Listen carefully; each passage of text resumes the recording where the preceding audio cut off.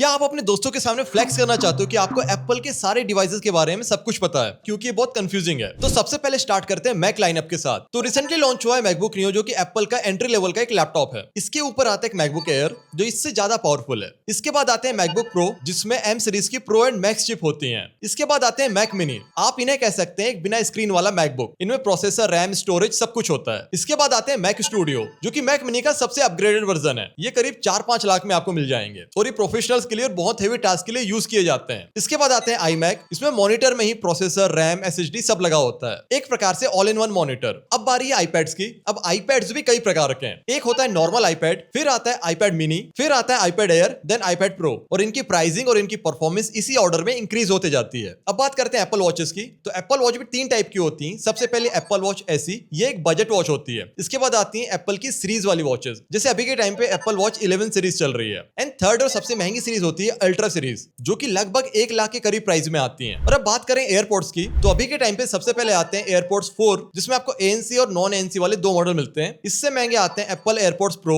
इनकी ANC और design और बेटर होती है। और थर्ड नंबर पे आते हैं एयरपोर्ट्स मैक्स 2, जो कि एक ओवर द ईयर वाले हेडफोन्स हैं। तो अब आपके एप्पल के प्रोडक्ट्स का क्रैश कोर्स कंप्लीट हो चुका है। आई होप आपके सारे डाउट क्लियर हो गए होंगे, और इसीलिए मैं कह रहा था